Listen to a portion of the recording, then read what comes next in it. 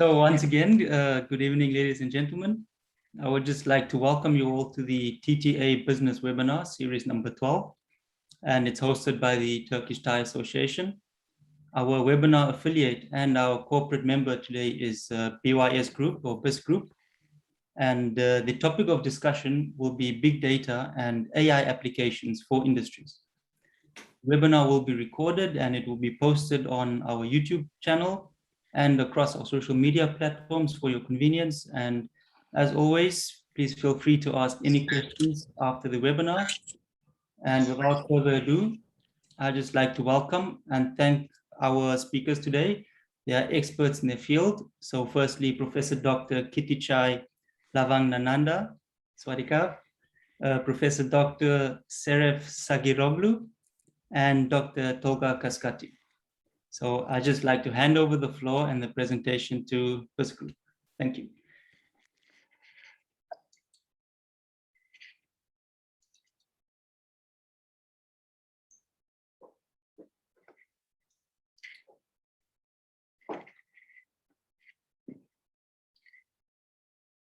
Right.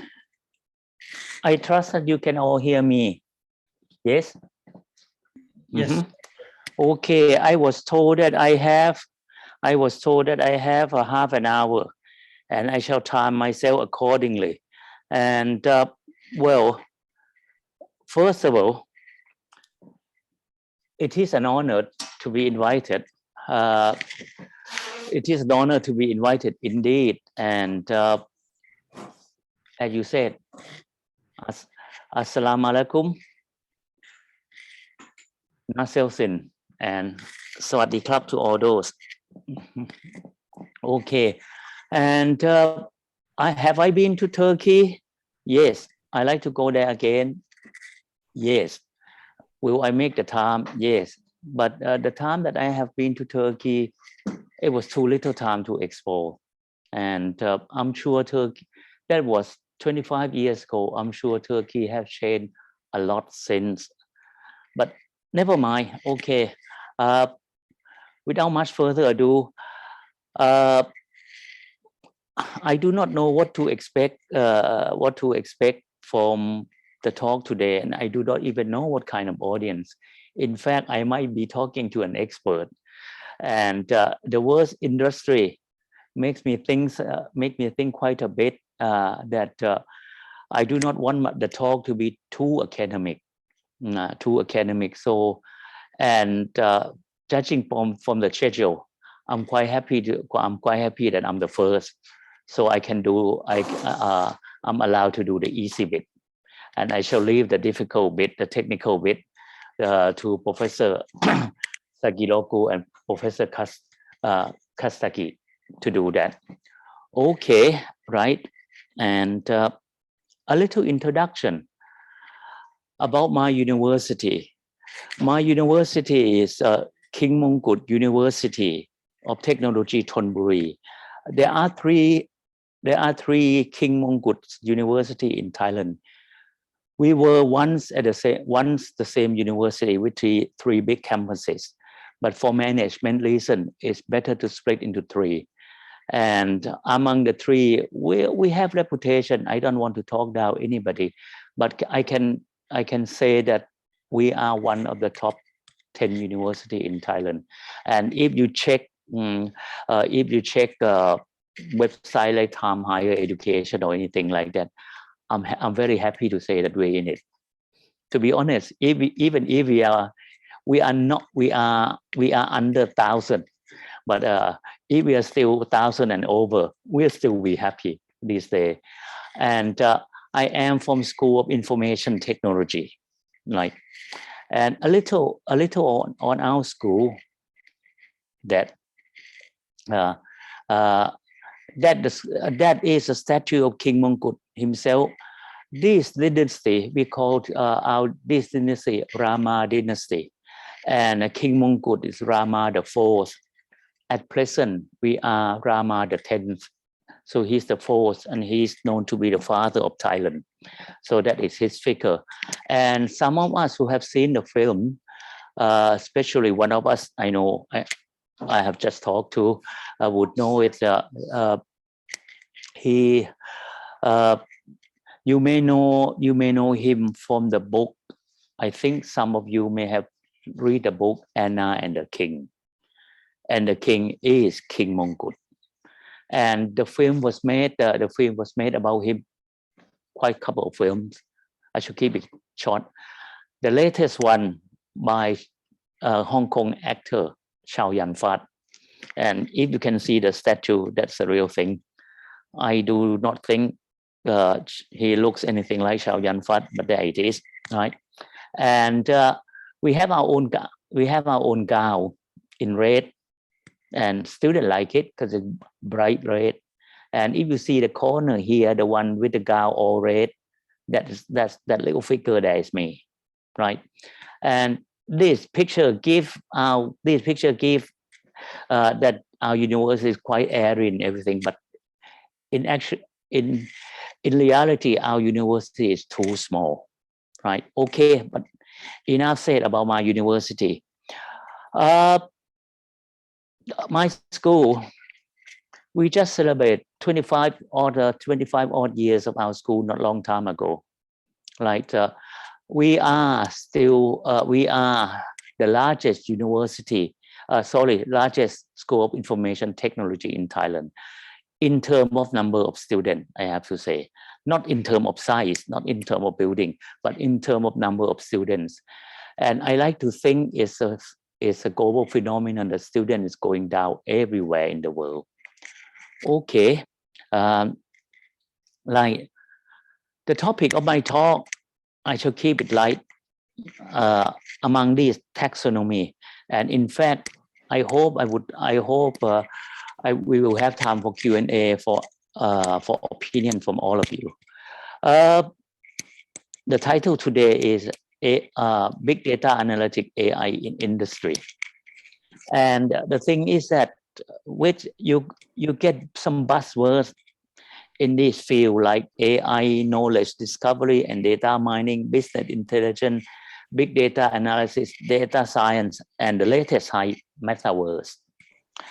I have been teaching in AI for about 25 years. I still remember in early days when I said, when I asked a student, has anybody heard of AI? There are some students who haven't heard of it. So there was a time when I know what AI is. Today, it's the opposite. Student knows what AI is, but I don't know what it is. Honest.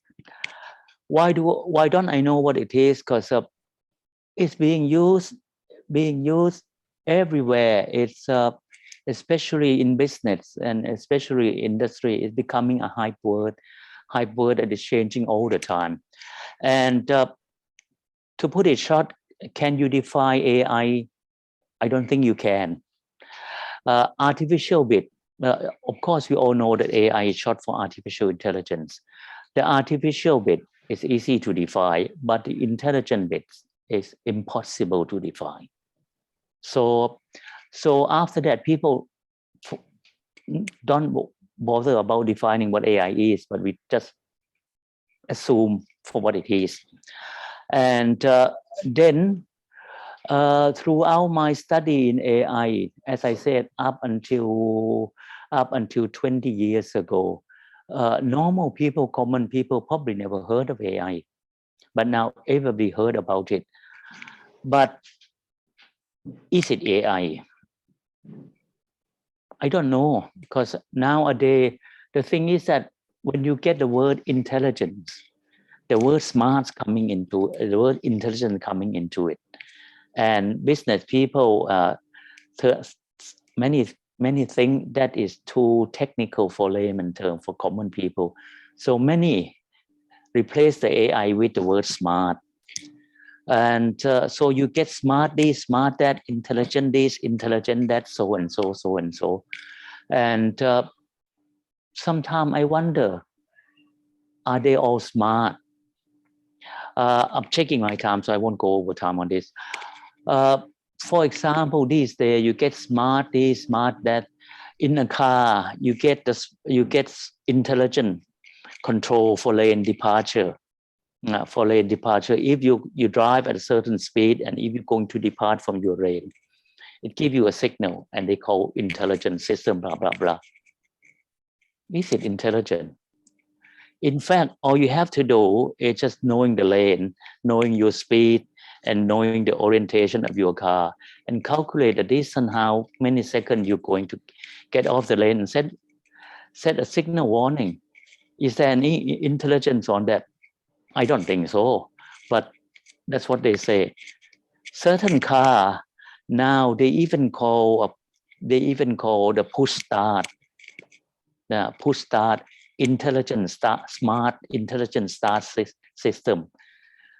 What intelligent about that is you don't have to turn the key, so you push, and that's smart. And my wonder is it? And more important is, what is so difficult about turning the key? Is turning the key become too difficult for most people now that we have to push? I don't know, but they call it smart. Make me wondering, can you imagine the escalator? Escalator exists before I was born. But imagine if escalator did not exist and it will be invented next week. I do not think they will call it escalator. I think they will call it intelligent stair or smart stair instead of escalator.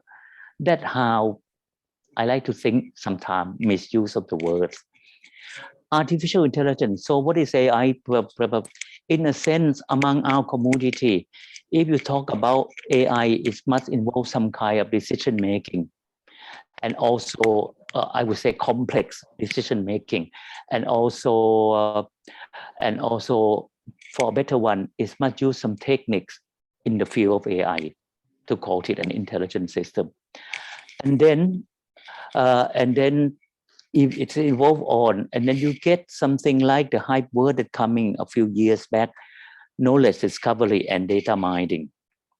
So basically, those in knowledge discovery and data mining, actually starting from scientists in the field of statistics. But these terms seem too technical, and the business people and the industry people don't like it. So they replace it with this word, business intelligence. And then you get business intelligence, you get financial intelligence, and so and so. And then you get that hype for some times ago. And of course, one of the important thing is the use of information or the use of data. And you'll be surprised that if you ask the people the definition of data and definition of information, how it differ. I have my own definition, but I will not waste your time on this. Of course, the big thing is the use of information and use of data. And then it's become more and more. So then you then have a lot of data. Then these words come in, big data. And the thing is that then the big data, and you should see in my next slide, then you get big data in the field, then we call big data and analytics. It become big data. I think business people like it now, big data, like, and then to use big data to get some pattern out of it, then you got term machine learning. That's another, I should put it in. And sometimes I find it hard to differentiate between big data analytics and machine learning. Of course, there are something that is obviously machine learning, but big data analysis, in fact, lately, there's the term that coming up is data science, which I like it. I think it encapsulates the idea of big data analytics and machine learning better. But again, with this term data science, it doesn't quite catch on so well with business and the industry people. And the latest hype is metaverse, which I should say a little. Okay, I'm watching my time. We have said this, what is AI and what is not, right? So big data initially is mean exactly what it's mean in two sense. Big data in the sense of massive number, lots and lots and lots of data. And when you say lots and lots, you will be surprised. A lot of people say 3,000 record is big data. You're talking about tens of thousands or millions. And another thing is big data as in the size. Right. So so there are those two components in big data. And so then there's work going on, research going on in terms of big data. But for these two aspects, it won't be big data any longer because it's hardware dependent. What I mean is when you start to have high performance computing, cloud computing, better computing, big data will not be so big data anymore. They can handle it. But from academic point of view, there are other aspects of big data, which one thing that aspect that's obvious that I talked about is volume. And another one is variety. Just simple to say, variety is big data. Data can come in from different form, different format, different variety, different shape, like text. Text is another good one, because text, when you read a text or an abstract, it doesn't have a format. It doesn't have a proper heading, proper text, proper ending or anything. So that there is that aspect coming in. And there's a correctness and the quality of it. And that's velocity. That's another one aspect in big data. And the other aspect of it is velocity. What I mean by velocity is coming in when you process the data. And that is very important in terms of real time. Imagine if you have a data, it doesn't have to be that many, but you can have data as many at well, say 500 or 1,000 records per second. And that can be very difficult to cope if you don't have an efficient algorithm. You may have an efficient computer, but if you don't have an efficient algorithm or efficient technique to handle it, that become problematic. So from academic point of view, big data encapsulate these. So if you work in some of these aspects, you can say I'm working in big data, but the industry may not understand it, or business people may not understand it.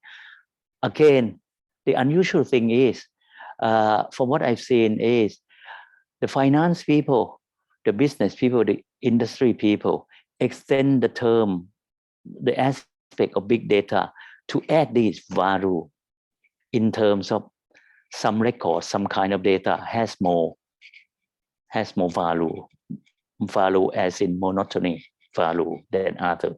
And they add something like, I read a description, I find difficult to differentiate between variety and variability. They're probably coming from different source, and they add something like visualization. That's another.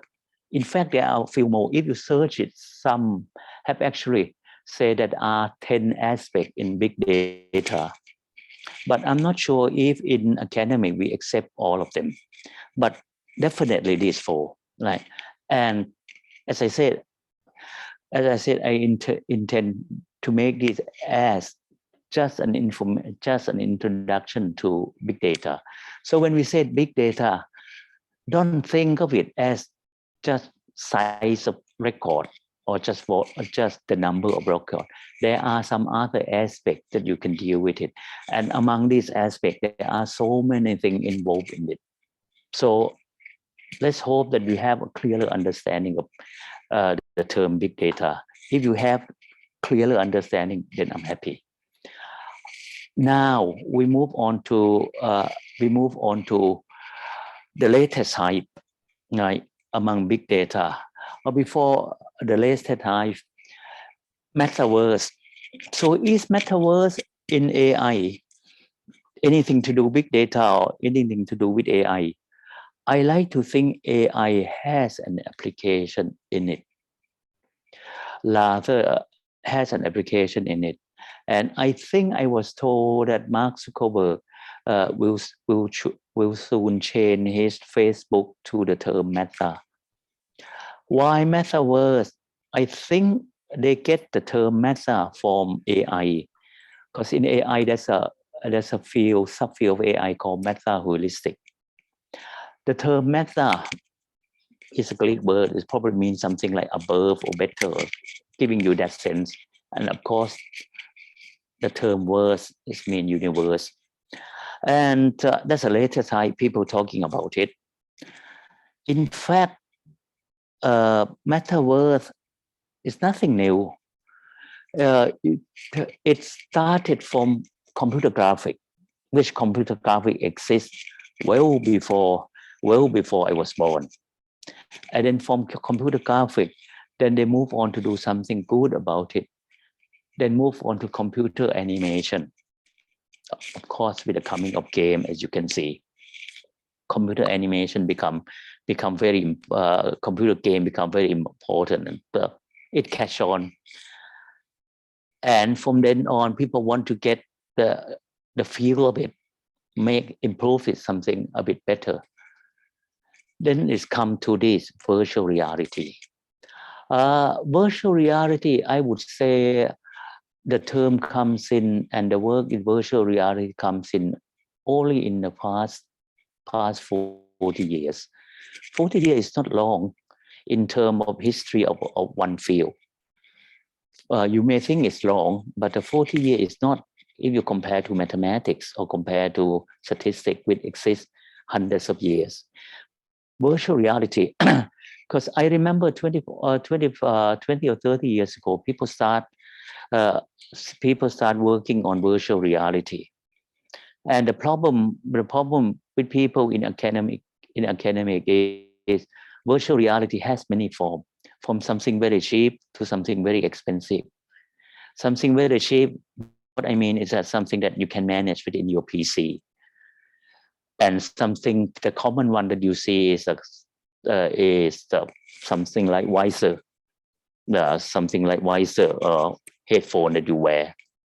But the one that I've seen, the most impressive one that I've seen is the one where you walk into the room, and they project the whole room with the virtual world. That is quite impressive. That's virtual reality.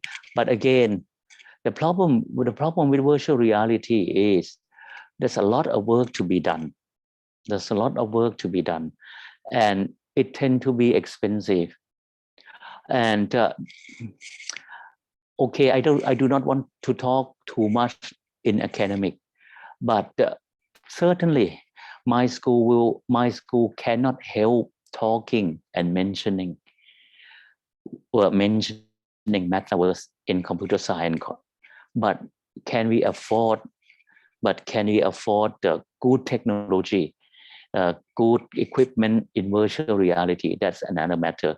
Because if we joined in virtual reality, if we buy a machine that would cost something like 10,000 US dollar or 10,000 euro, and it's only good for 5 years. In terms of investment, we just cannot afford it. We are not that rich.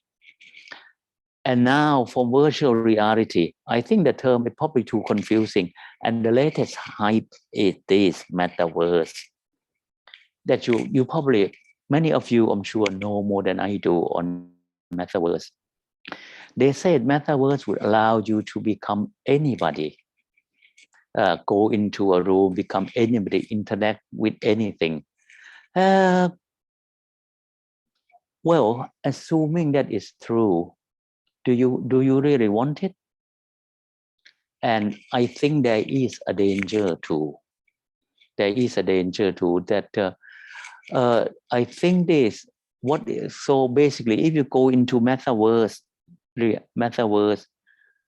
talking to somebody, are you actually talking to the real person? What you see is what they look like in reality. That metaverse could easily be a tool to fool somebody. That's the thing I'm afraid. Okay, and now a little bit more, on the industrial side of AI and big data in Thailand. Of course, we are well aware. We are using it everywhere, talking about big data, talking about that. We even have in Thailand, we have a Ministry of Digital, Ministry of Digital Transformation, and they're talking about metaverse. They're talking about digital transformation in a big way, and definitely AI will come into play.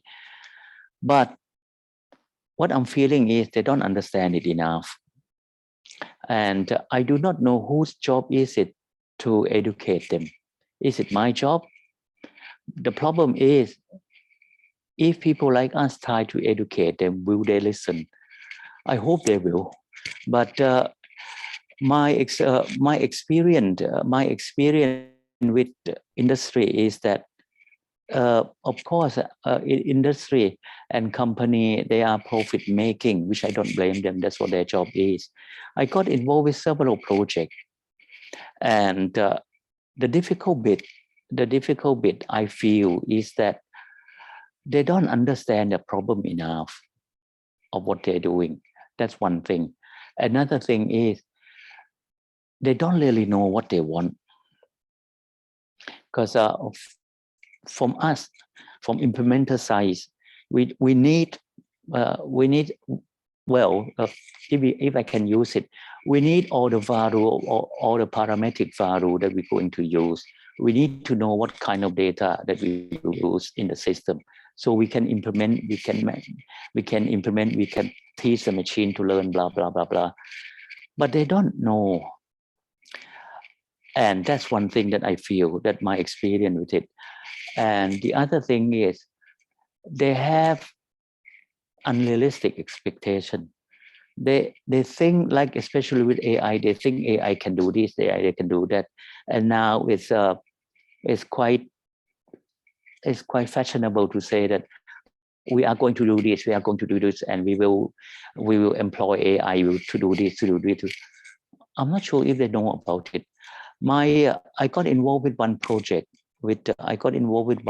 some time ago about delivery services, something similar to, I'm not going to name the company, of course, something similar to DHL and FedExpress. The reason I name that, because you probably know what their job is. Their job is to utilize.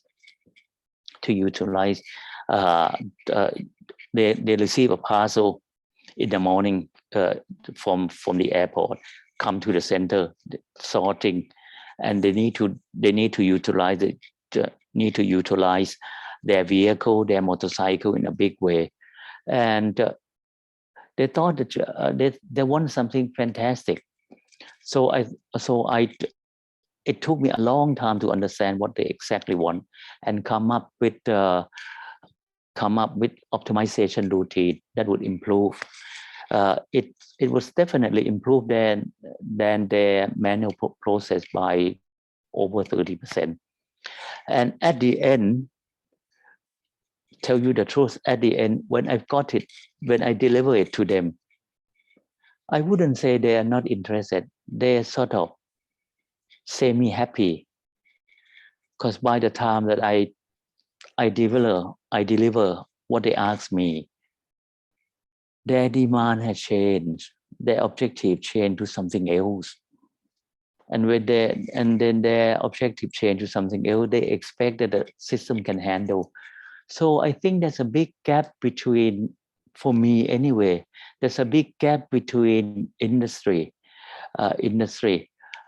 academic, and the real world. And we need to bridge this gap, between us. And it's going to be a hard work.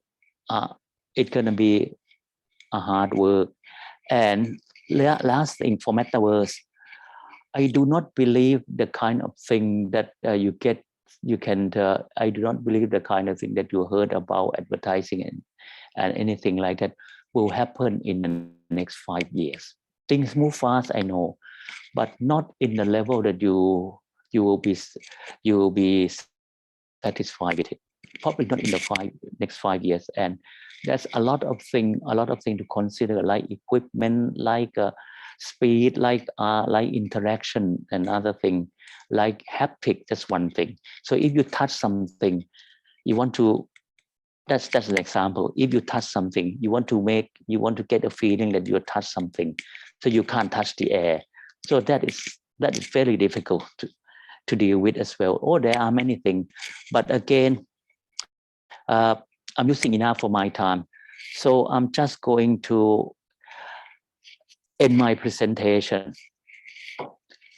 𝒕𝒊𝒄𝒉𝒂𝒊, thank you very much, and for all the Thai, ขอบคุณครับ and it's your turn now, Professor 𝚎𝚅𝒄𝒉𝒂𝒊.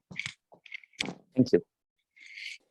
Okay, Professor Lamangananda, thank you very much. Thank you so much. Teşekkürler. Indeed. Okay, how we are going to now continue? Rodrigo, where is Rodrigo?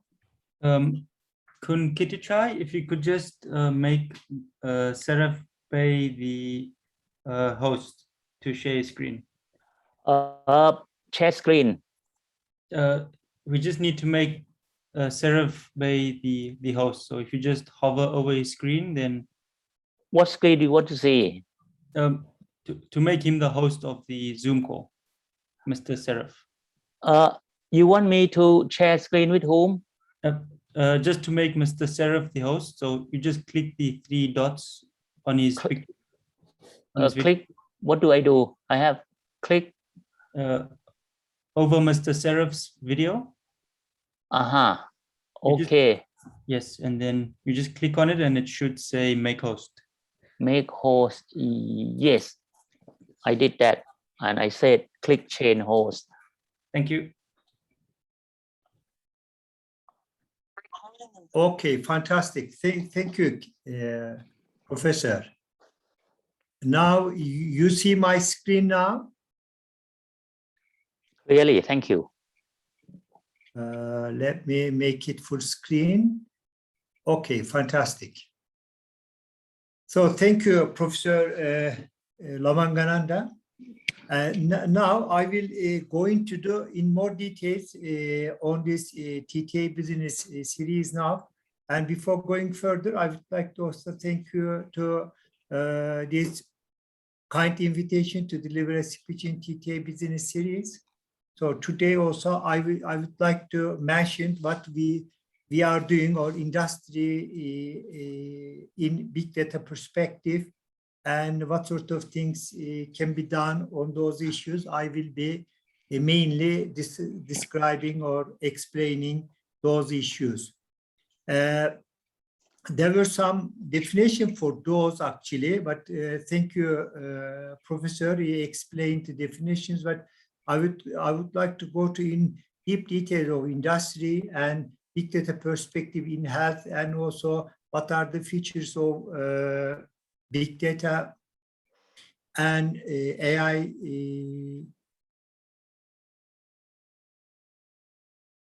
I would like to mention some literature to see how academic media is working on those issues, and also what we are doing in AI side and big data side. I will also mention on those issues, because this is business session, so it might help how we can communicate and how we can collaborate for future development or future collaboration.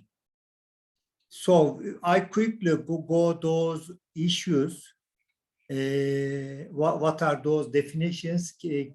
Professor explained those issues, but what thing I can tell that on AI mainly, there have been many success stories, really is appreciated on those issues, because it is really attractive for us, for industry, for people, for education for every side of today our life.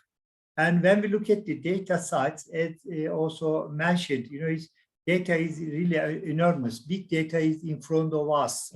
So we can use and we can value those data and process those data and get some output from those data is also is a really good perspective. Even if it is limited in some sites, but in most sites, the data is everywhere now. And also algorithms also supportive for those AI-based solutions. And there are many architectures and also structures available today. There are really many application sites of those. And we are lucky that AI platforms are supporting many infrastructures, many applications, many implementations, or many jobs mainly, make life easier for developers, for academics, for business, so on. And also thanks to open source and AI, one of those issues we can use in our developments and without any charge. And those are the AI perspective, data learning algorithms and learning or developing training platforms on those issues. That are the things. Certainly, we have huge data, big data available, but today, what we do mainly, we are developing models from known to unknowns. But when we consider big data, from unknowns to unknowns, I will give some example in my next slide. You will see most issues how we are going to focus on that. Data is everywhere, we know that, but when we have huge data, at the end, we would like to get a value from those issues for our business, for our training, for our jobs, for our education, or what we have been doing. As we are aware of that, data is the basic of science, and data is also basic of AI as well. So the critical issue is that how we are going to analyze, do analytics on those issues and get business value or really critical value from those issues. Okay, this is Turkish Health Ministry records in between 2015 and 2016. You might see a huge number of data in that case. How this is the first one is, for example, 213 million records for imaging. And when we look at the examination side, 1.1 million billion examination between those years. But today, after COVID, these numbers is huge numbers, as you might see from these records. And also 2.5 million baby births actually in a year mainly. So you see huge number of those. Can you guess now? Can you imagine now when 2021 how these numbers are huge? And the question is that how we are going to get value from those to understand big data perspective. When we look at the big data sites in health sector, big data is everywhere, from videos, from radiological images, RIS, MRI or MRI image or PACS are available today from feelings or other, and mainly patient records are there. But what we do with big data analytics sites, not only for hospital records or patient records in the hospitals, but also we can use other details, behavior of individuals, family, and also weather prediction, environment, and other those issues then we can combine, we can analyze, and we can get different perspective, or getting value from unknowns to unknowns. Is that big data perspective gives us really big value in different case. But when we look at the AI side, AI is now industry. It's today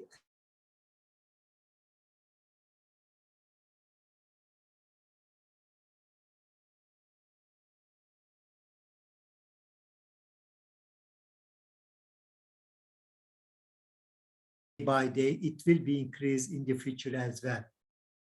So again, when we look at the AI in health, based on data and hardware, and certainly for modeling, we use algorithms on or training platforms for those issues. Okay, when we look at now, AI is a big industry now, as Professor also explained those issues. When we look at the intelligent decision support, now 150 times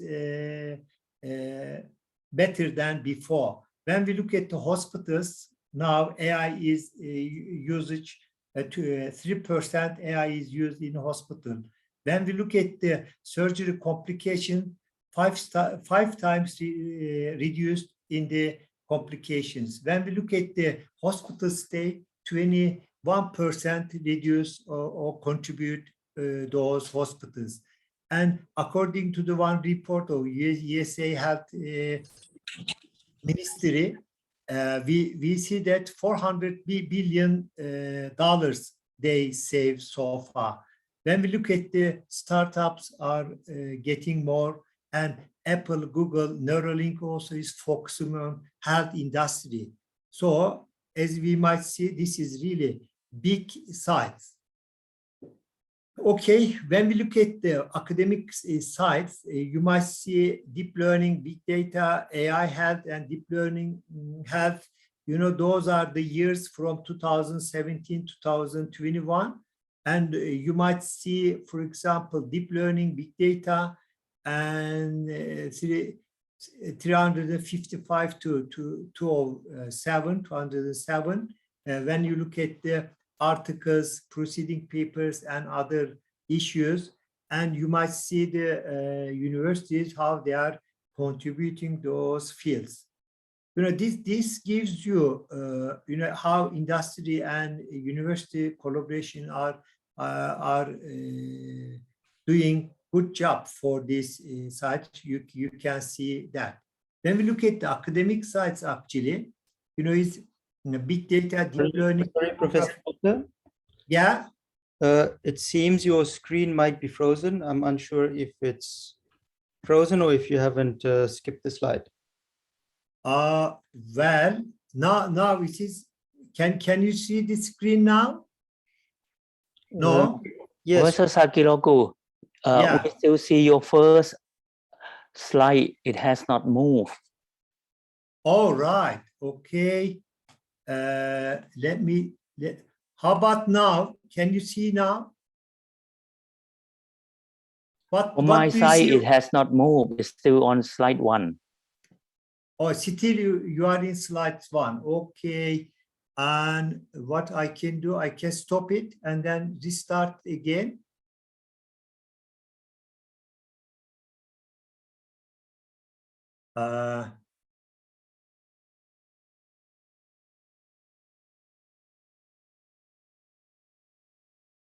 Thank you. It appears to be. Okay. What do you see now? Okay, sorry about that. I didn't aware that. Now you see Web of Science, number of articles or graphical form of those. Can you see that? Yes. What do you see? Okay, that's very good. Sorry about that. I didn't know. Okay. And now when we look at the countries, how they are contributing in these fields, big data, deep learning, and MRI imaging, etc., you might see the number of articles and contribution on those. Okay, when we look at the AI feature, now today we are working on as Professor Lamangananda is mentioned that we are focusing in now narrow intelligence, but in 2030 and 29, general AI will be in front. And when we consider 2040, this is Ray Kurzweil's prediction actually, and we will be doing many other jobs in superintelligence or artificial superintelligence on SE, mainly on those issues. Okay, those are the brief introductory, what AI perspective and big data sides of those. Let's now have a quick look in health, what sort of applications available. For example, this 𝒊𝒕𝒊𝒄𝒉𝒂𝒊 project and introduced by Google actually, the main contribution of this field, this is the first social project in the field and using big data analytics in that. 𝒊𝒕𝒊𝒄𝒉𝒂𝒊 project mainly before going hospitals, how we can manage to model those distribution of those movements in a city. That was the main concept of those. There were a number of words they used, and that was 43 words actually they used in their project. While we do Google search, we are developing a model. That model represents that region, how that flu is distributing on the region actually. That is the main aim of that project. And that was really actually amazing project and the social project.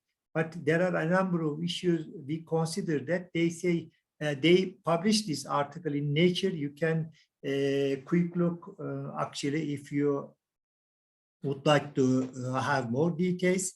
And the main issue is that instead of getting data from hospitals and analyzing and trying to understand and build up a model for that region, just only look at the Google search words and build up a model. That model is similar to the model you build up with the real data you got it from hospitals. That was the main concept of those. It really helped a lot, but the main critical thing is that while they are building up that model, they tested more than 400 million models for that. Big data is good issue, but we have to test, we have to build up a really good model for those issues. So this is second things, for example, cardiovascular disease symptoms actually for USA electronic health records and patient data. They reduced the number of examination actually. They say they reduced the cost almost 1 billion examination, what they say. And also USA again making the quick decision-making process to help doctors. The main idea is improving service quality. This really helped a lot. And also they build up a model and research with big database, big data analytics based painkiller addiction models mainly, and they reduce death and cost actually. So this is a good examples for the big data and AI examples.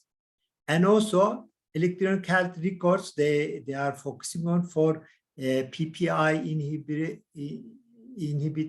inhibitors here, and they build up a model how they can reduce the heart attacks for that.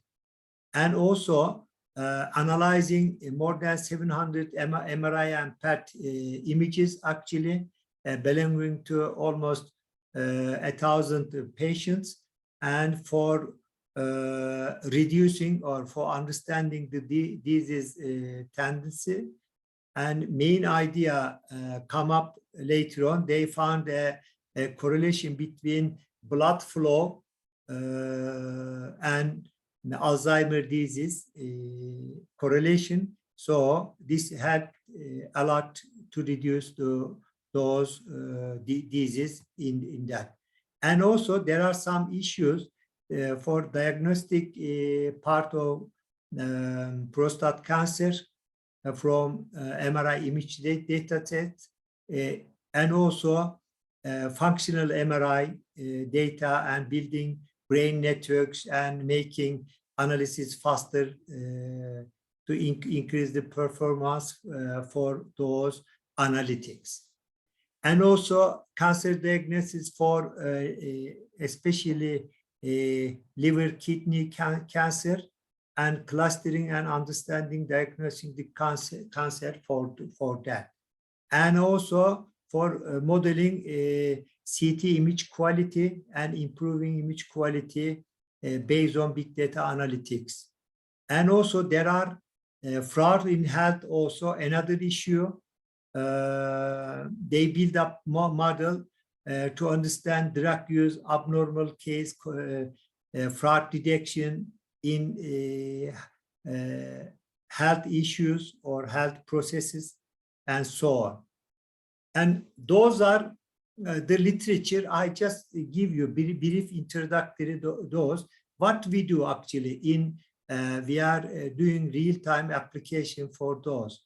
For example, in one of the municipality in Izmir, we did a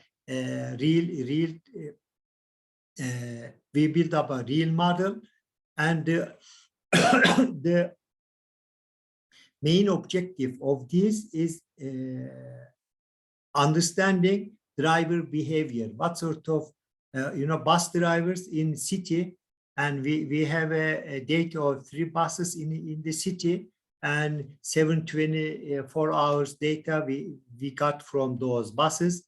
And what we did, we analyzed those driver behavior, and mainly or naturally we discovered that those drivers has 6 different behavior patterns mainly. So when we classify those, we can distinguish, or we can understand, or maybe we can do some good selection from drivers for the comfort on or safety or all passengers in the buses. And this is now, it is being used in Izmir, in Turkey, one of that. And deepfake, you know how dangerous it is or how funny it is, you might see. We got this idea and applied to this idea for tumor estimation.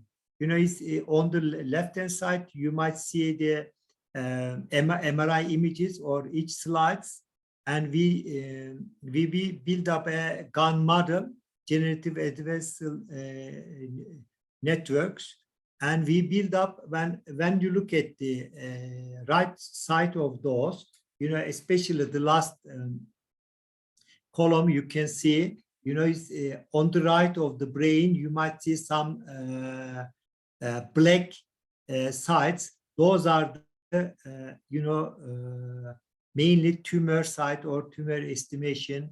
From one idea, we apply to the different application domain in health. We understand how these sort of things can be easily understood from that.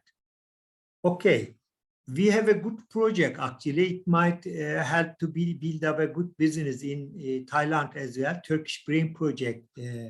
And we got more than 100 patient data, MRI data.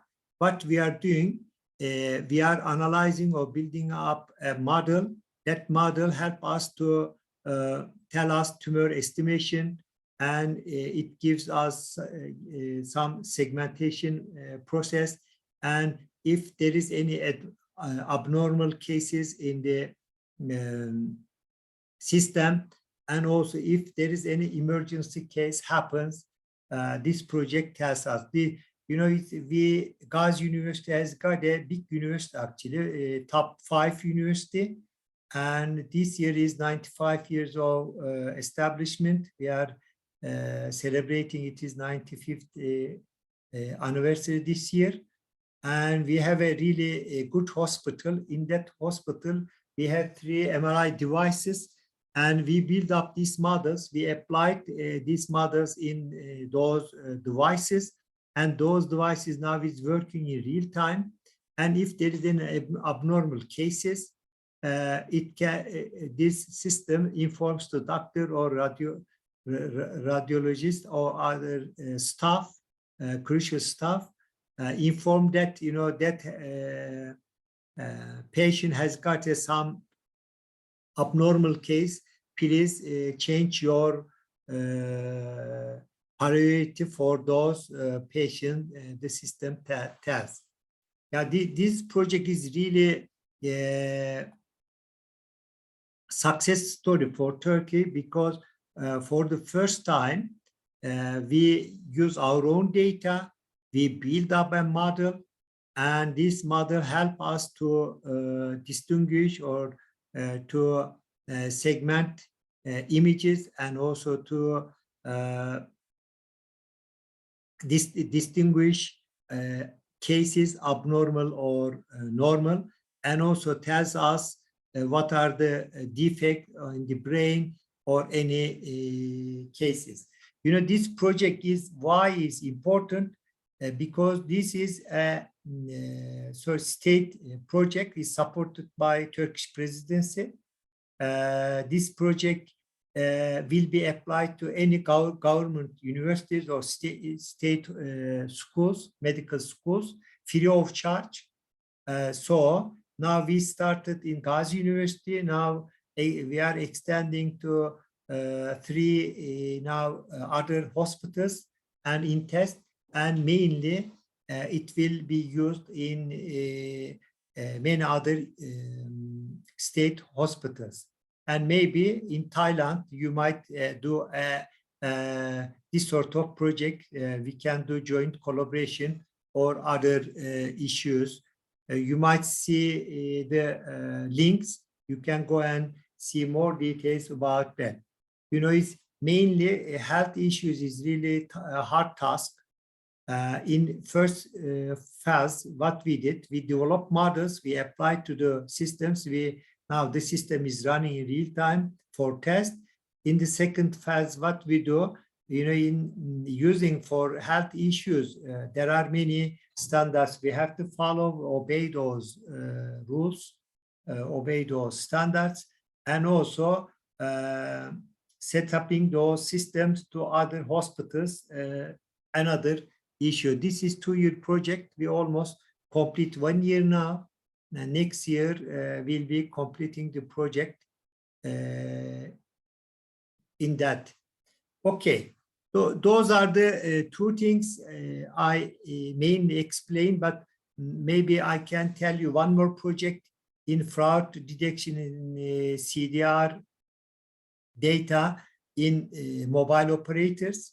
We develop a big data model. These models are deployed into network devices. That device drop if there is any fraud happens in that communication network. And the success rate is now we tested with 50 frauds, real frauds examples, and 83% success we have in that. Okay, when we look at the big data and AI issues, for the especially health issues, mainly intelligent decision support is really very important, and not only for health issues but also other issues as well.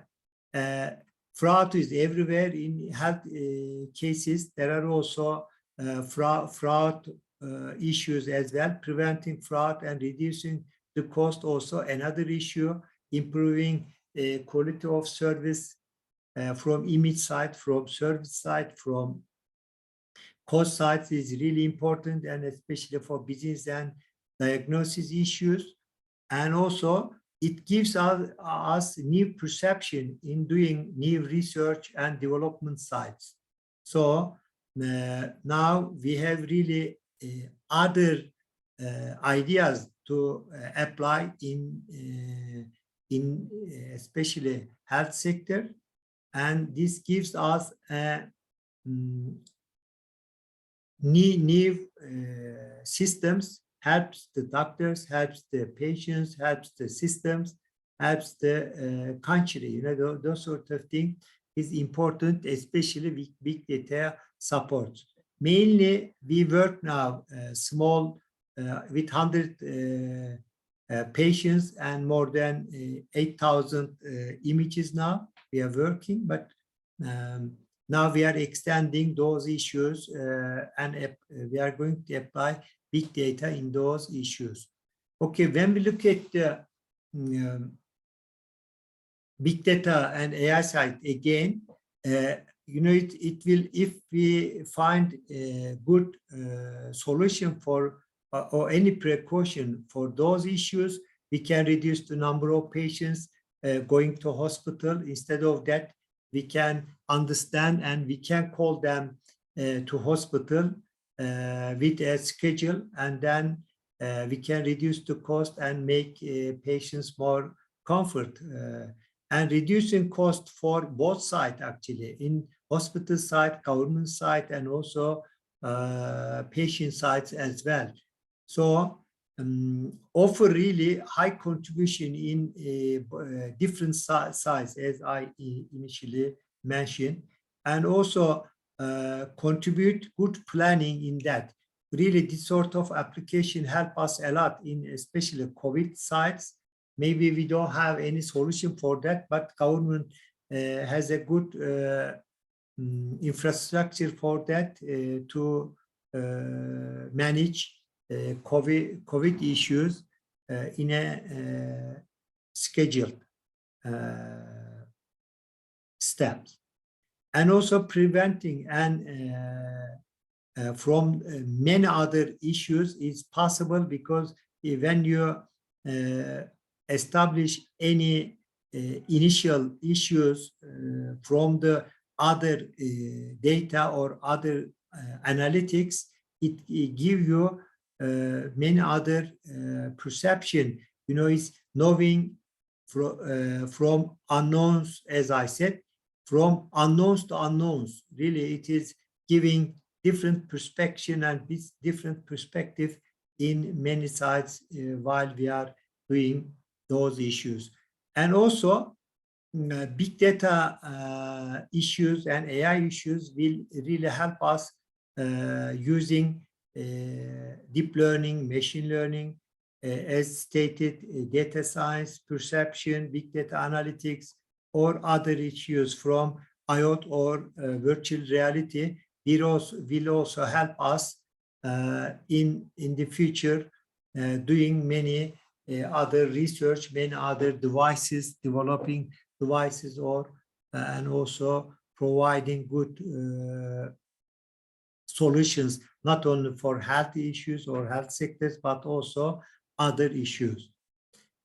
And another thing is that, you know, it really gives us new opportunities in public health, in opportunities in public buses or management or education or development, personal development or treatment, or having or applying preventive action on those issues, not only in medicine, but also other issues.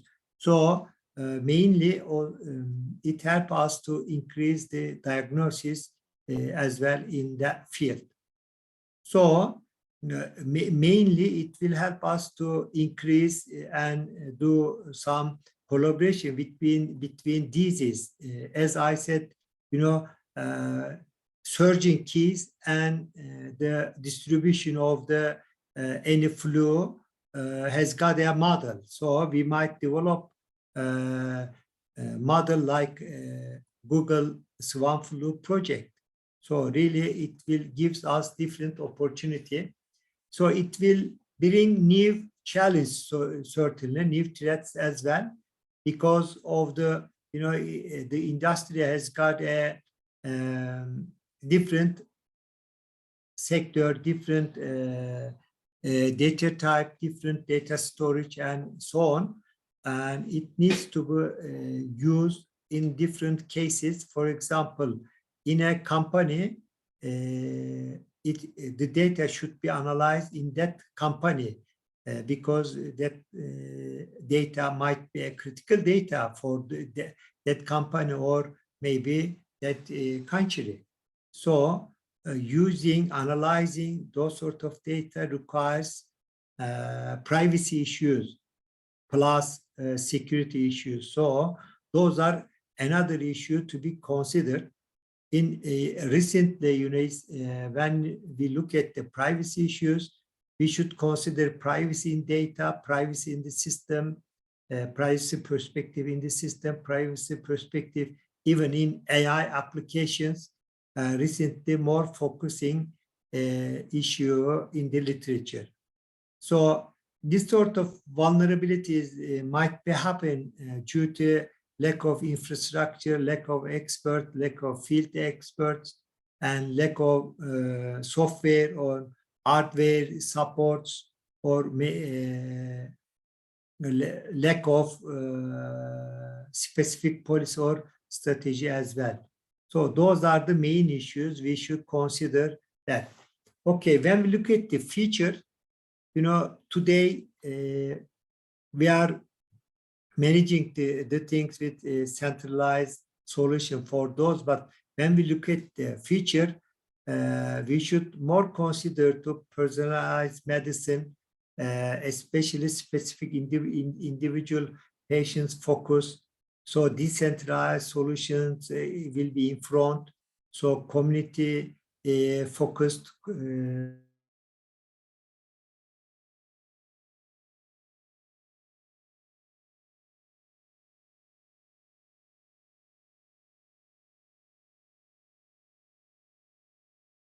preventive medicine will be in the future. So, and also today we have many data problem, expert problem, infrastructure problem, but in the future, data will be used in every problem actually. Data, as you might know, is everywhere. So we should focus on more transparency issues. We will focus on quality issues. We will focus on comfort issues.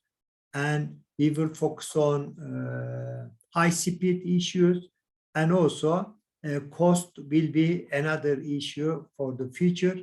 And maybe we will develop new generation MRI systems with support of AI and big data and so on. So I would like to now finish my presentation with the target. AI and big data analytics is really is good, provides us good solution for those fields, not only for health issues or health sectors, but also other sectors, from transportation to communication, from hospitals to markets, from education to other fields as well. But when you combine those issues with great ideas, really we can make it a big impact for that, as Professor Peter Fisk mentioned in his study. So this sort of webinars will help to develop those sort of issues, getting the benefit of big data, getting the value from big data issues. Okay, if you have any questions, I completed my presentations, and then we can, okay, I can have questions now if you have. Do you hear me?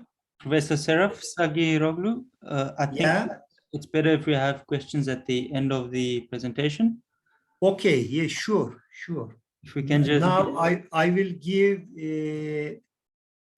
okay. I will give Okay. Tolgay, it's now your turn. Thank you very much, Dr. Serif. It's very my informative. pleasure. Hope it might be useful for your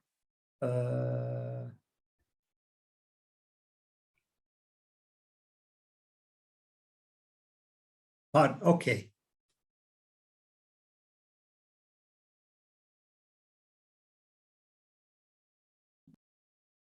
Hello.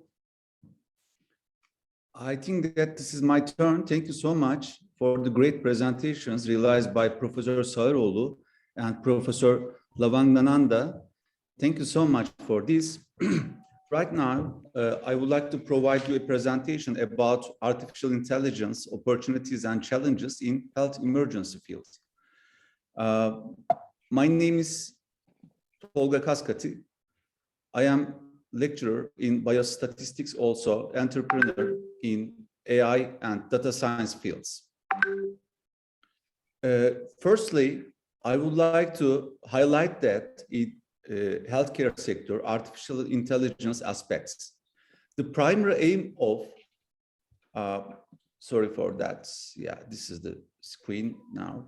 The primary aim of health-related AI application is to analyze relationships between the preventions and treatment techniques and patient outcomes. And we would like to talk about AI in healthcare within some dimensions: growth of genomic sequencing database, widespread implementation of electronic health record systems, improvements of NLP-driven issues and computer vision as well, and as well advanced precision of robot-assisted surgery, improvements of deep learning techniques as well in data logs in rare diseases fields. Those are the aspects in healthcare industry.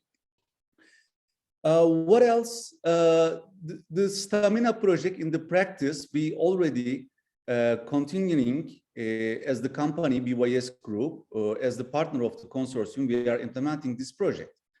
This is Horizon 2020 funded project, and within this project, we are implementing various partners coming from European Union countries, and we aim to develop an intelligent decision support toolset for pandemic prediction and management, and demonstrates its use by the practitioners at national and regional levels within and across EU borders. Within this project, I mean the Stamina project, there are some tool sets and also some subsets of the tool sets included real-time web and social media analytics, point-of-care testing and smart wearable diagnostic devices for first-line screening, predictive modeling and pandemic outbreak with 7 predictive models will be developed within this project as well. Machine learning-based early warning system. This is the heart of the project actually, and through the European Union countries, we would like to trace a possible pandemic crisis before the event, actually, through the ML-based early warning system. And crisis management tool, defining the roles and actions of key actors during crisis management will be another element within the project lifetime. And the scenario generation tool for creation of training scenarios, common operational picture as the main interface of the solution, enabling timely and coordinated response. In regard with the ML-based early warning system, which is the AI-based modeling infrastructure within the project lifetime, as the project, namely Stamina, it recommends engine providing the necessary alerts to the different end users. And in the project lifetime, there are some end users composed by some health authorities, including Ministry of Health of different countries. And we would like to integrate some semantic technologies and smart algorithms. Through them, artificial intelligence algorithms based on deep machine learning tools will be incorporated to increase the effectiveness and efficiency of the stamina pandemic crisis information management system. The achievements of the system are designed 8 novel-driven machine learning algorithms for progression of pandemic incidents in 45 countries, including 12 stamina partner countries. Co-designed a first set of semi-empirical rules is derived from end users and corresponding data model for increasing the trustworthiness of the rule engine components. Work conducted towards the EWS integration with the Stamina platform that will take place through the message broker. The innovation part of the project, I mean the state of the art within the project is to moderate deep neural network technologies such as temporal fusion transformers and long short-term memory were used to predict the progression of pandemic incidents in a society for the first time. The impact of the project is estimation of pandemic progress for multiple pathogens simultaneously at country or local level. And another impact of the project is to assist on acts proactively to handle shortages on material or human resources. And the project is under progress at the moment, and I think that within a 2-year period, the project will be ended and will be available for the further projects. Another practice we are right now continuing implementing, funded by European Union 𝚑𝒂𝒂 Artificial Intelligence Program. And I am the principal investigator of this project as well. The Rombonimbus platform will be initially developed for 2 different types of health robots. One is the robotic arm and other one robotic nurse, and coordinate their management and data flow from a central cloud. The platform will feature a predictive maintenance function, which will create AI-based customized alerts and users on the various maintenance requirements of their robots. Once the platform is developed, we will organize pilot applications with suitable hospital environments to see how the AI modules could be improved and readjusted according to the practical needs. And the project also includes some technologies like IoT, cloud computing, virtual reality, augmented reality, and predictive maintenance as well. As I said, the project is continuing right now and will be ended within 2 years periods. Another practice we are already implementing is funded by South Asia Joint Program Funding Scheme. And we are implementing this project with Indonesia and Philippines partners. The project name is RODE. The short name, the acronym of the project is RODE, Artificial Intelligence-Based e-care system to support patients with dementia. This is an R&D project actually, and aims to provide a platform that offers scientifically developed cognitive exercises to measure and slow down the progression of dementia and possibly Alzheimer's diseases, and improve the patient's cognitive functions with appropriate treatment and training methods, and to help patients reach high-quality living standards through developing new technologies. Solution development will progress by incorporating wearable devices, and according to the needs of the Philippines and Indonesia, where the demonstrations will take place. In the RODE e-care system, we aim to create modules such as music therapy, GPS finder, social rehabilitation module, artificial intelligence-based suggestions, language placement, etc. For the development of artificial intelligence model, pilot studies will be conducted in the Philippines and Indonesia, and patient data will be collected. The collected data will be analyzed, which will allow to train the model and the artificial intelligence model will be developed by using machine learning algorithms with the statistical results obtained from the collected data. Within the scope of artificial intelligence module, we plan to convey user-based suggestions and warnings to the patient's relatives, users, and the patient, with the aim to make the life of the user easier. For example, there will be the warnings when there are changes in the predefined safe route or variability or deterioration in behavior on the mobile application, or suggestion for music game, which helps increasing patients' motivation to play game. Yeah, the innovation aspects in regard with the RODE, there are three innovation aspects as the main items. One, the first one is scientific researchers on utilization of ICT tools on quality of life of aging people. The second one is case studies in two different Southeast Asian countries, Indonesia and the Philippines. And the third one, e-care system that addresses aging people and people with dementia needs.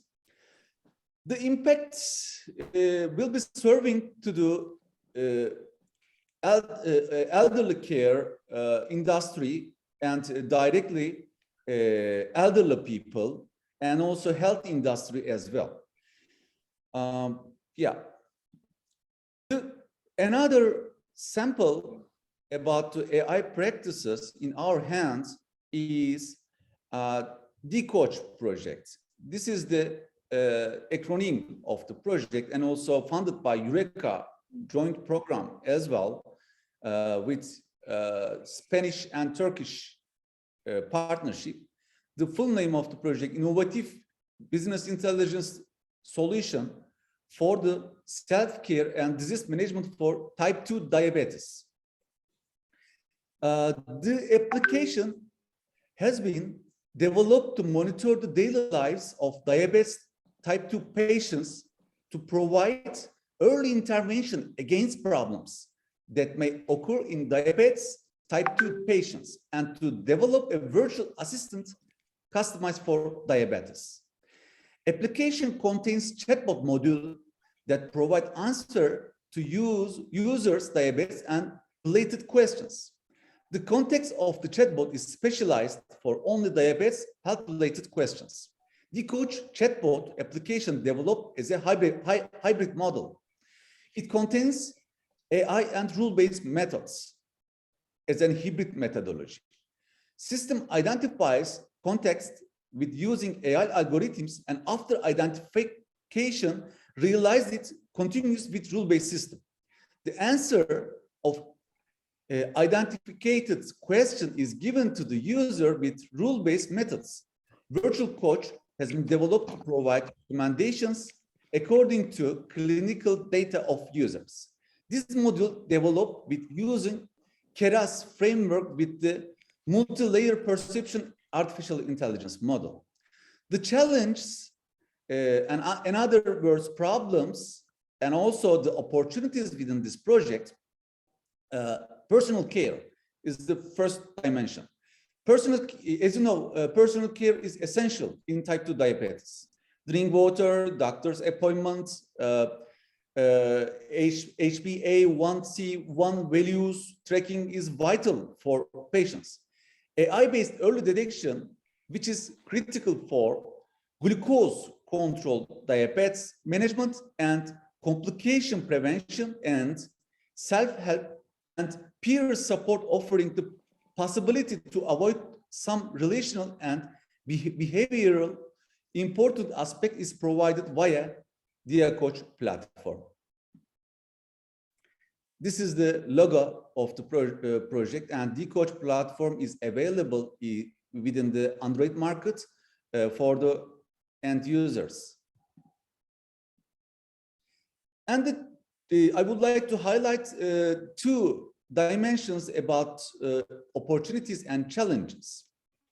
When we talk, sorry for that, yeah. When we talk about the opportunities, there are a lot of benefits for the people within the AI practices. In all the industry will be gathering some advantages from the AI usage. For example, I'm in the first target for sure health industry, but other sectors also getting the advantages from the AI perspective. And also businesses also another opportunity for the people, because the new job also arising through the AI opportunities in the sector. And democracy, security and safety aspects also another opportunities for AI practices. The challenges, underuse and overuse of AI is the first item for the challenges. The liability is also another challenge or problem for AI usage. Who is responsible for damage caused by artificial intelligence is the main problem in our hands. So we should answer for these questions first to manage the AI practices in the field.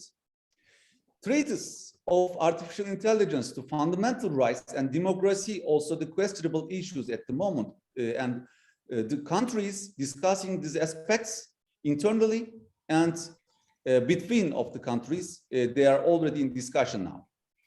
Artificial intelligence impact on jobs, also the challenges apart from the opportunities as well.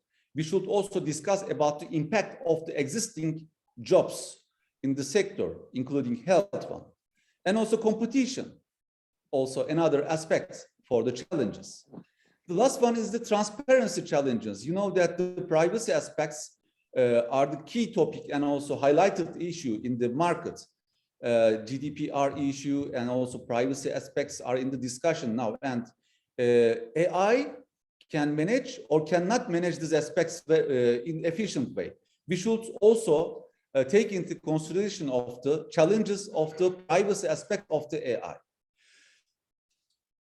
I would like to summarize my speech because the both professor performed great presentations and provided very wide information about the artificial intelligence in the sector. And I would like to thank you so much providing us this opportunity to give you some information for our practices in the similar fields. Thank you so much. So thank you. First of all, I just want to thank our experts for the very informative webinars today. So thank you once again, 𝚑𝒕𝒊𝒄𝒉𝒂𝒊 𝚑𝒊𝒙, thank you, Professor 𝒌𝒂𝒂💄💉💂💊 and thank you, Dr. Tolga Kaskati. And so I'd just like to open the floor to any questions and a small Q&A session.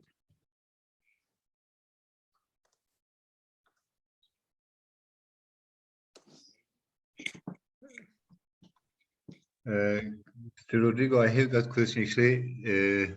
Thank you very much again to 𝚑𝒕𝒊𝒂𝒊, to Dr. Tolga Bey, and to Şeref Bey, definitely.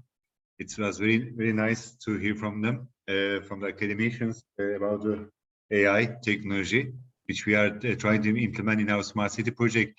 My question is, I mean, it's more than AI. Actually, they explained very well. Between Kim Mongkut University, because they are quite famous about the technology in Thailand. Is there any kind of projects can be developed between? I mean, you also told me you are in the private sector. Şeref Bey is still in the university, as far as I understand. So maybe can be developed some projects because there are lots of projects are ongoing. I mean, fundings are ongoing, as we know, in the region also. Might be a good opportunity to collaborative projects, isn't it? What do you think? I mean, my question is to all of you, I mean, three of you. Personally, I think it's a great idea, and it is probably the best way to get to know each other is by having a common interest, like a joint project. But with joint project, a good starting point will be, like you mentioned, sort of funding. Certainly, I'm not interested in sort of personal salary or monotony gain as such. I'm more interested in sharing the experience, and I'm not looking for a big funding or anything. But does anybody know any good sort of funding? Yeah, can I say something? Please do. I think Turkish we have a support institute. It's called TÜBİTAK. I think your site has got some similar institution in Thailand. They have got some joint collaboration, as far as I know. Maybe we can use that part, do a joint collaboration, a collaborative work on AI and big data. Or good start, Professor. Do send me some information. Good start. Okay. And well, one thing that do bear in mind, of course, this is a little comical thing for everybody, is that funny enough in Thailand, if we have a big project, anything longer than 3 years, basically, you got you mustn't be over 60 when the project is over. That's what I mean. So if you're 55, you can only take a project up to 3 or 4 years. So if you're 59, you can only take 1 year project. Seriously. It's unless you want to do it yourself, that is no matter. But the funding from university, this is a bit of a comical. I have one potential overseas student coming for a PhD scholarship from my university, and I can't take him because of my age, because we expect the PhD to last 3 to 4 years, and they are worried that by that time I might be retired. I said, no, I'm not going to retire, but understandably during this COVID, there are others give an opportunity to someone else's. We can do joint supervision, dear professor. Yeah, well, Maybe 1 or 2 years for small project, 1 or 2 years for small starting off project will be brilliant. Seriously. And if I can open the floor with everybody, really, in Thailand, I think we will soon moving into aging society. Japan's already in. So how is Turkey doing on this? So maybe Tolga might answer this question.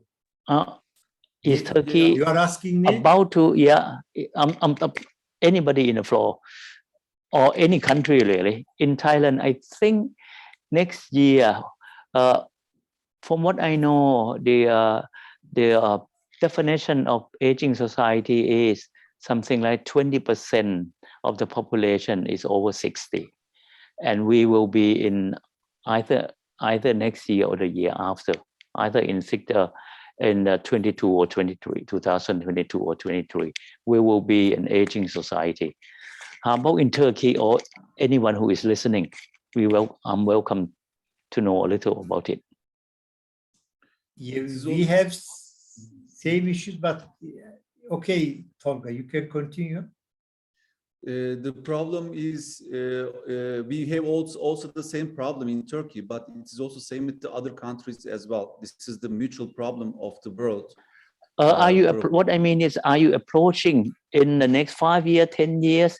Because the thing is that people start getting worried when it's about 2 or 3 years.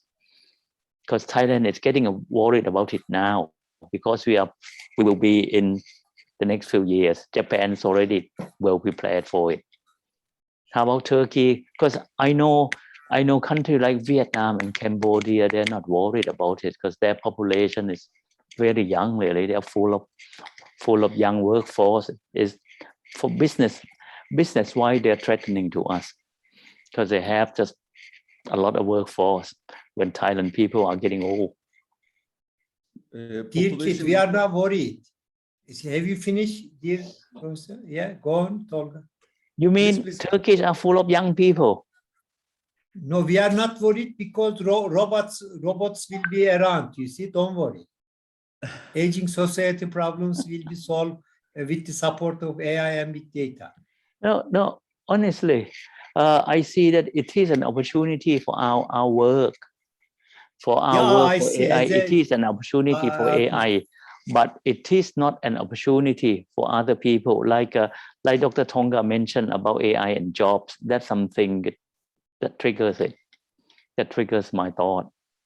Because that's why I directed your question to Tolga, because the project he's in healthcare. You are in healthcare too. Yeah, the project they are running, for aging society mainly, but I thought mainly. Yeah, definitely. The population growth decreasing in Turkey as well. So that's the main problem in Turkey as well, like the other countries. And in this regard, there are a lot of opportunities through using the technology like artificial intelligence and other ones. And I think that for the upcoming years, we can discuss with you the possible projects with the different countries like Thailand and Japan and other countries together jointly. We can develop some projects to handle this issue through the AI applications as well. And I think your e-care system is one of such an excellent idea, really. Yeah. Actually, we did this project before around 2012 by another European Union project, and we reached 6 TRL level by the project. And right now, through the presented project in my presentation, we are aiming to increase the technology readiness level to 9 through the POC studies in the region within Philippines and Indonesia. That's why we can extend this project idea in Thailand as well. Maybe Ibrahim Bey, through Turkish Thai Association, we can extend the business idea and also make the possible pilot facilities in Thailand as well.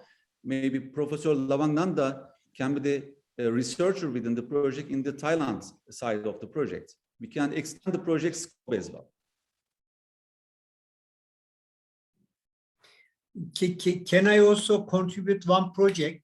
Recently Turkey has published 3 months ago Turkish AI strategy and policy.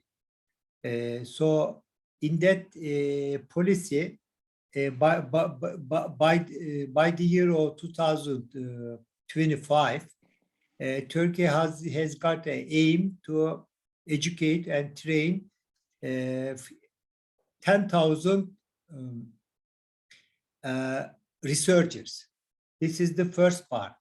And also, our aim is to find a job to up to 50,000 people. That is written in the strategy. In this strategy, yeah. That is a big challenge. The aim is to find a job for 50,000. That is a big challenge. So please keep in mind how we can do some joint works. As Dr. 𝒂𝒊𝒂𝒏𝒂𝒊 also mentioned that, is how I'm sure everybody have heard of, I'm sure everybody are aware of it, because AI will create jobs and take away the jobs. And, exactly, we know and that. the number is not quite equal. And the number is not quite equal. It's not as bad as the people who lose a job and gain the job. They are not the same people. Because people who lose a job is not the same people who get the job. They're not equal in number. It's not as serious as the kind of people who take the job and lose a job. It is an issue. Is it an issue in Thailand? It will be in coming years. As at the moment, not so much, because labor charge is still, labor cost is relatively cheap. But don't forget, we are at our side, we are competing with Cambodia and Vietnam. And because of that, if our minimum wage is getting too high compared to them, then business will be automated, AI will come in, and people will be losing a job. And also, I mentioned aging society, but this is beyond AI. The problem is the aging society. If you are full of rich age people, you have no problem. But if you, for us, we're gonna have a lot of poor old people.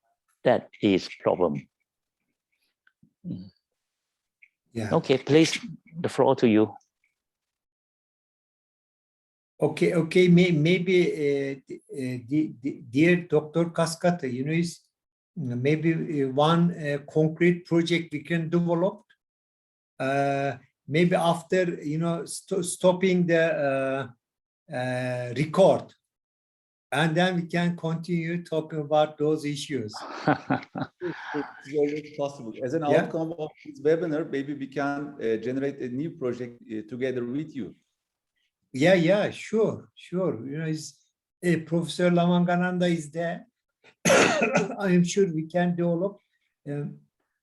His wife is also, I think, professor. She is now Professor Pan. Well, no, not really. In Thailand, we don't. We have academic title, and we don't have calling title. And I see. in USA, you have calling title, so everyone is professor. But in Thailand, we don't have calling title. We only have academic title. Okay. And well, since I can't say I represent the Thailand side, but anyone who is listening like to contribute anything, we would like to hear from you, no matter how small we are. Please.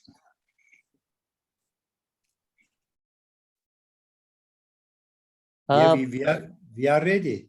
I have a question, and I just basically want to find out. I'm pretty sure that with big data and AI, we can predict the number of COVID infections in the future. Number of COVID infections during the pandemic. So I'm thinking that could help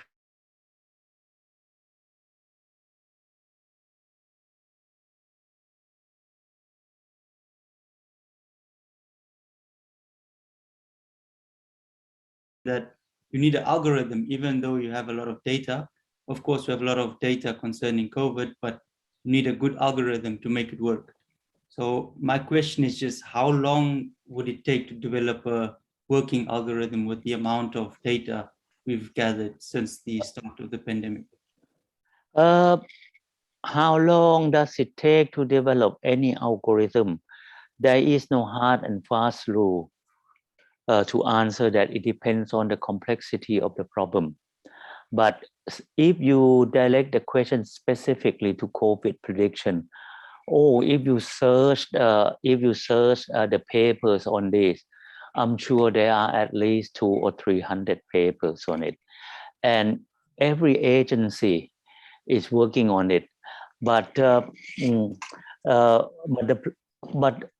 with prediction, I think to be able to do it well, it must be a joint effort between the scientists, not necessarily the AI. Because when you come to prediction, statisticians say they are just as good, right?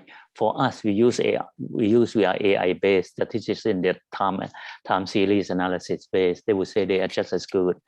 And but the crucial thing, I think, is just there's got to be a close working between the doctors who knows enough about the disease, if you can call it disease, about the virus, and the technician, doesn't matter be statistician or the AI people, to come. But the thing, I'm just going to quote one example.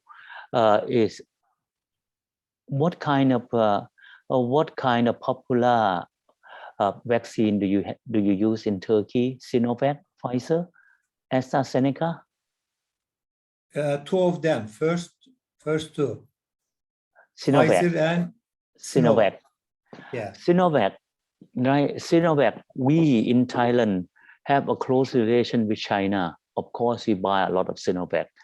but I do not blame them for not being popular now, because at that time they need the vaccine fast. To answer your question is, nobody at that time, and they are an expert, nobody at that time can predict the Delta mutation. And now we have Omicron mutation. What I mean is that that kind of prediction belong to the bio people, to the expert people. We are the people who build the tool for them. So I think a close collaboration is needed for that kind of success, really.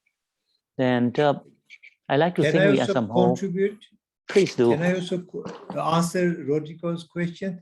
Thank you, Kit. You are right. What you said, is experience is important, data is important, understanding data and domain expertise is also very important. We have two examples for fraud detection in CDR or mobile communication. We developed a model in 2 years' time. 2 years it took to develop one model. And we were 3 researchers, 3 doctoral researchers. We work on those issues, develop one model. That model is deployed in network devices. When you call somebody, if it is fraudulent, and it's directly cut the line, it's without reaching the end user or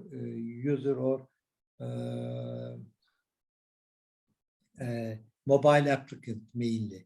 This is the one example. And Turkish Brain Project I mentioned actually. In that one, it took also 2 years to develop a working model. Now it's working in the hospital. We developed that model is AI-based model. It's doing a research, building up a model is easy. If you have data, if you have experience in AI modeling side, which algorithms, which architecture you are going to use for your practical application, it takes a couple of months if you are domain expert. But if you develop real project, because you have data, yes, you are right. You have model, yeah, you build up model. When you deploy it, it doesn't work because of the, you are working real time. Having images and plate images doesn't help, or downloading images, building up model. We did it many models like that. We build up, but it didn't work. So you build up again and again, and understanding the platform, understanding the devices, understanding the environment, model, and data, and so on. That's why it took 2 years mainly. If you work in real time, it works like an engine.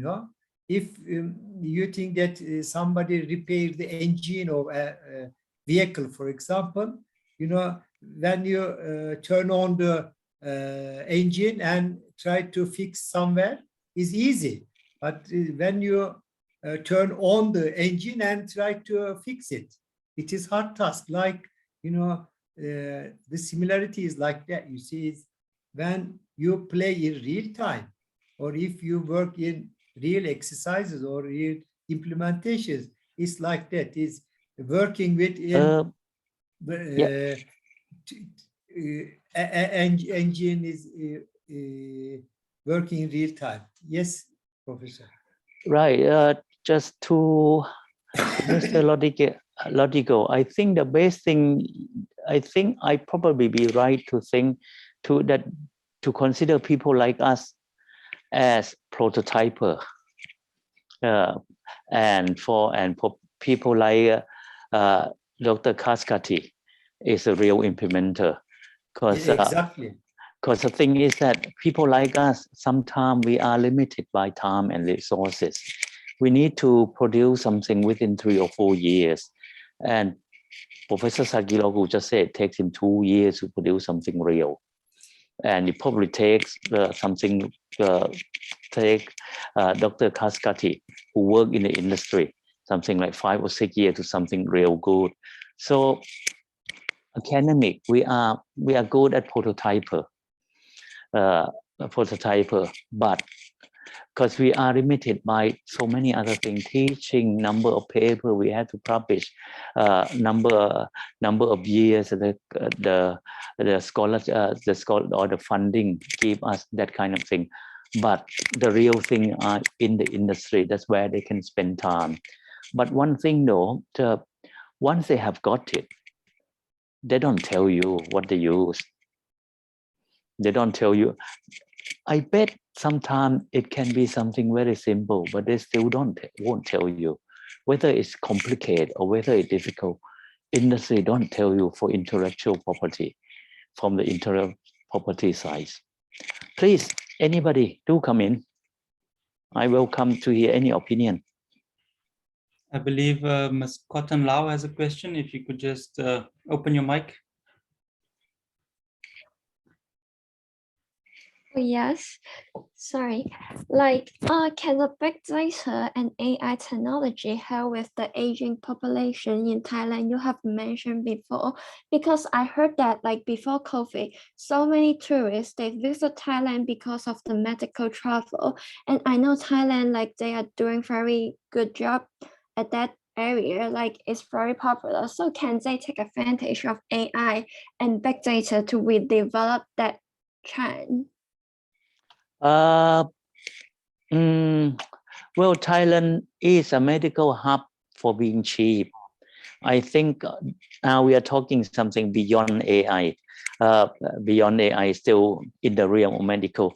Singapore trying to be medical hub in the region, they fail for simple reason. They can't compete with us in terms of cost. So we were a medical hub, and the COVID suffer bad. The COVID stopped just about everything. Because I think to answer you, I have to say sorry, I do not know. Because for the past 4 years, we are being busy trying to help ourselves, trying to help our people with vaccination, other things. We're not ready for advancing the technology for future. We are not at that stage. I'm sorry, we are still struggling with the current state at the moment.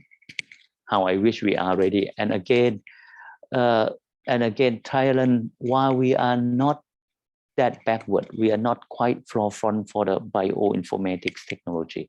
I think they call it system biology now. We are not that forefront yet. I see, understand. Thank you. You're welcome. Dear Professor Lavangananda, can I ask you a question? Do you Please have do. any collaboration with hospitals? Doing a joint collaboration with them in Thailand? My university is not doing very well on this, and for simple, I think we have something like 2 or 3 multidisciplinary university that have their own school of medicine, and their school of medicine actually runs one of the biggest 2 or 3 public hospital. From that sense, they have a lot more collaboration. What I mean is that when you think about work in medicine or in medical or that sense, they are not looking into KMUTT. They are looking at the university with school of medicine. Unfortunately, really. So I think some of us tap into some of the funding, but not a lot.